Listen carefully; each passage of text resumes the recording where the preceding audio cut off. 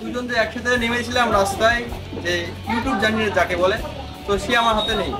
সে চলে গেছে অন্য কোথাও, অন্য কোনো বাসায় ধরে নিয়েছে। তো তাকে চাই না আমি এখন, বুঝতে পেরেছো তোমরা?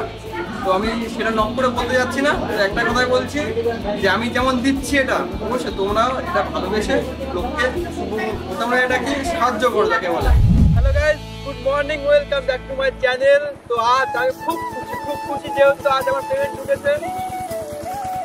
তো আজ আমি যাচ্ছি এটিএমে টাকা তুলতে। কত টাকা ঢুকেছে আমার ইউটিউব পেমেন্টটা, তো চলো।